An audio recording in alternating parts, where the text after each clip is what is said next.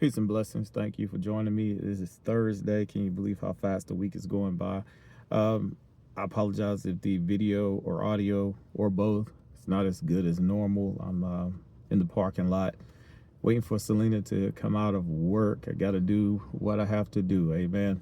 I know I won't be recording next Thursday, so I didn't want to skip this Thursday. But God has allowed me a few moments to come to you on this Bible study and devotional. And so I want to get right to it. I want you to go to the book of Genesis, chapter number 2, verse number 17. And then we're going to finish. And we're also going to go to Genesis, chapter number 3, verse number 4. Uh, Genesis chapter number 2 and verse 17 is when God is telling Adam and Eve that they can eat from any tree in the garden except for the tree in the midst of the garden, which is the tree of the knowledge of good and evil. And he tells them that they can have everything else, eat of everything else, every other tree in the garden. And then over in Genesis chapter 3 and 14, the serpent comes and says something opposite of what God said to Eve. And then Eve shared what the serpent said with Adam. And they did the one thing, or ate of the one tree, of the tree of the knowledge of good and evil in the midst of the garden, that God did not allow them to eat from. And the reason why I'm talking like this on today is because I read something on yesterday morning that I really listened to something yesterday morning that I really want to share with you because of how beneficial I think it is. We all know, I've been talking for a long time about our mindset and the things and the way we process things, the way we perceive things, the way we handle things, because as a result of the way we perceive things. And this what I listened to yesterday brought a lot of things into perspective. And I'm going to leave you today. You can use it or not. You can keep it or throw it away. But this will get you out of everything that you're going through in the process of time. This is not a presto magic type thing, because I think one of the problems with us is with many Christians, many church going people or not church going people, many Christians. The problem is we get ourselves in such a deep hole, and then we expect God to wave a magic wand to get us out of everything. And that's not the way it is. That's not where the Bible teaches us. We get ourselves in situations naturally, and then we think that everything is supposed to turn around supernaturally.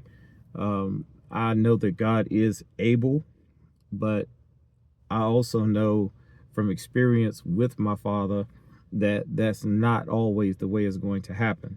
Um, Comically, it doesn't matter how many times you press amen when the prophet comes on the internet on Facebook and say type amen, and you're going to get out of debt, type amen, and God's going to put money in your bank account. You can do all of that.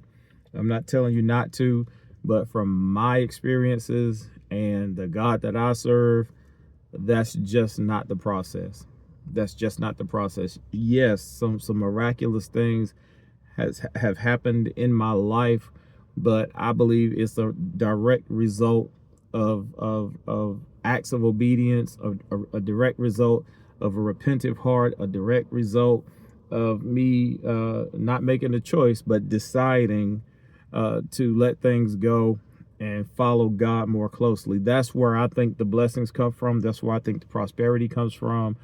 That's where I know peace in my heart comes from. And so you don't fall for all of the gimmicks, don't fall for all of the hoopla.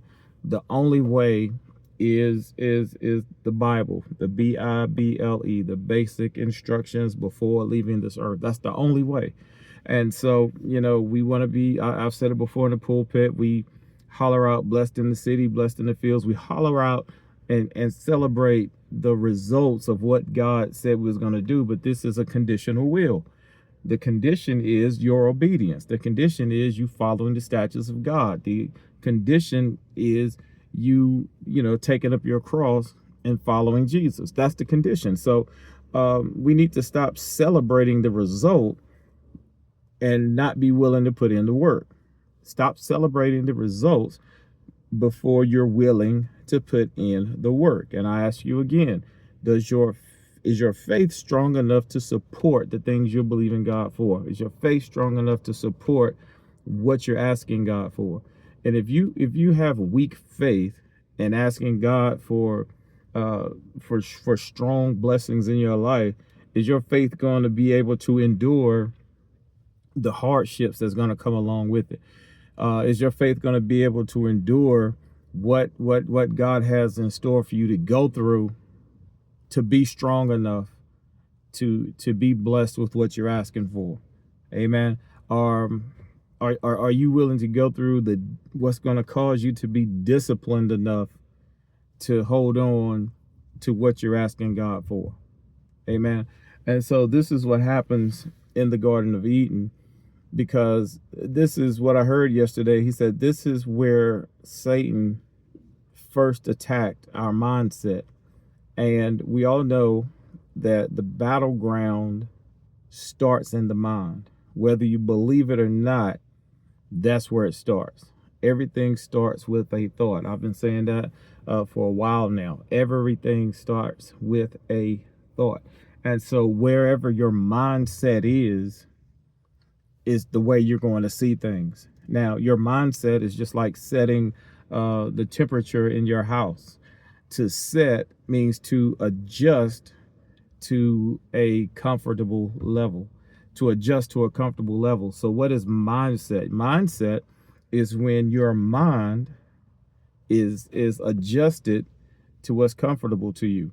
So if you're comfortable, really quickly, if you're comfortable living in lack, if you're comfortable living without, if you're comfortable living with sickness, if you just accepted that this is the way it's going to be, then your mind is set.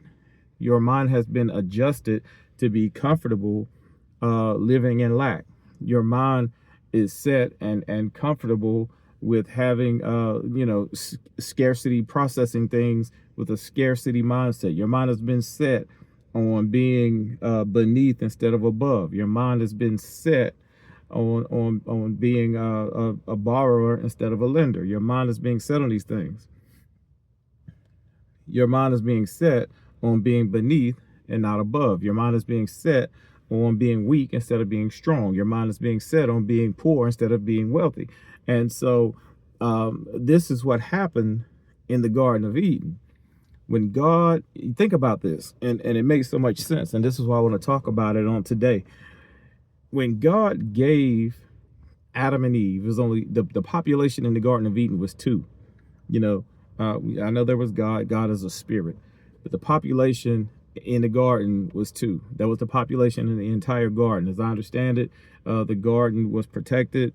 The garden was plenteous. And so the original setting, understand this, the original setting for man and woman was a place of peace, a place of prosperity, and a place of protection, because God was there. And so we have to get the mindset to get back to our original place in God.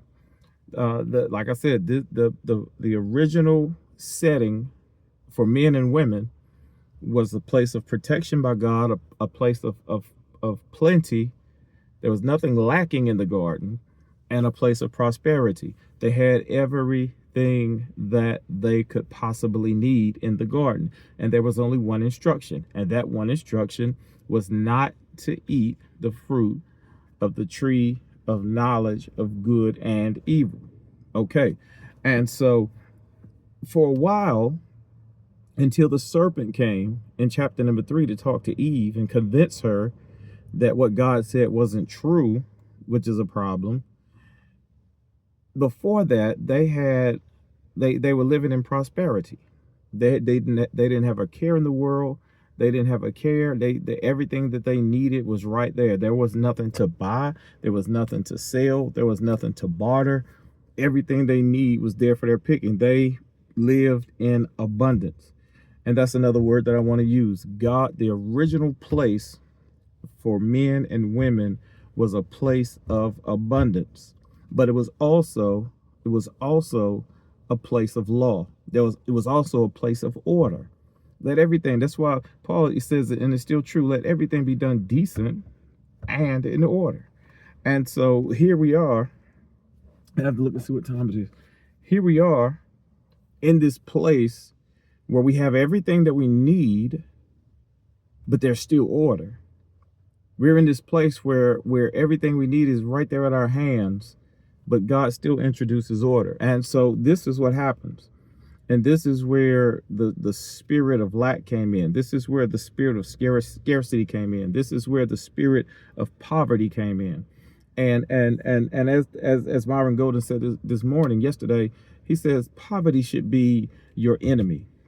Anything, let's say it this way, anything in your life that you don't like, anything in your life that you don't want to accept anymore, you should treat it like an enemy.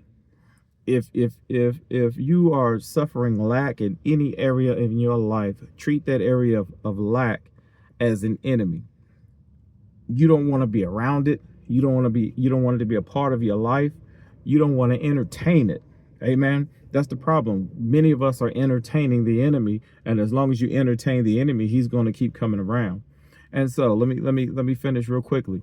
So this lack that we're talking about is introduced by the serpent, because what the serpent did, and he's conniving, he's smart, he's witty. What he did was to take the focus off of the abundance of God, took the focus off of the abundance of the Garden of Eden, and shifted their focus to what they had little of, shifted their focus to what they were not to partake in. And this is the problem. This is where we are today.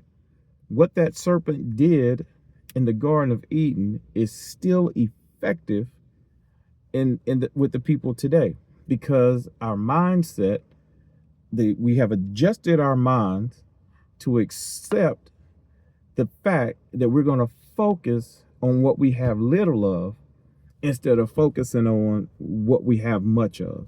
And that's why some people go into situational depression and things of that nature, because of the simple fact that we are focused more on what we have little of, more than we are focused on what there is an abundance of in our lives.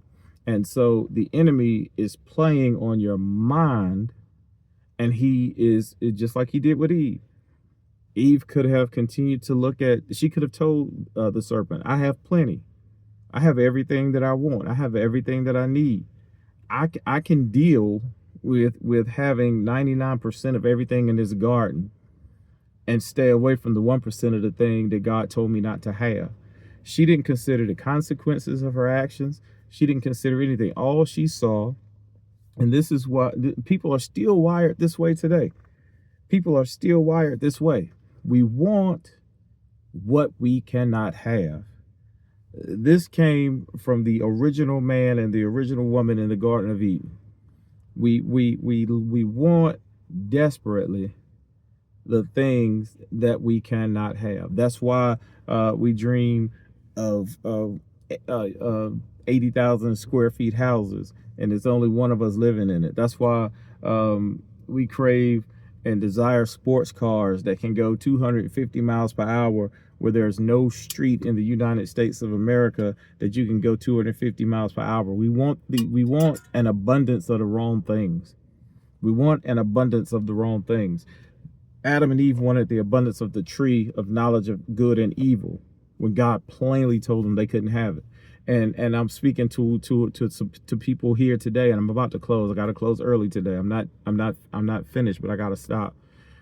We still want the abundance of things that God told us that we can't have, and that's where we find ourselves in trouble. We want the abundance of things, and we want things in abundance that God told us to stay away from. We want abundance of things that are not good for us. We want abundance of things that are not beneficial for us. Amen.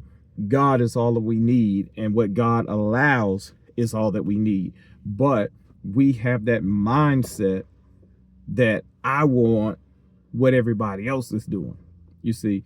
And see, that this is where you're not separating yourselves. The Bible teaches us to separate ourselves. You're not separating yourselves, wanting everything that the world wants, you know. So let's focus, and I'm closing here.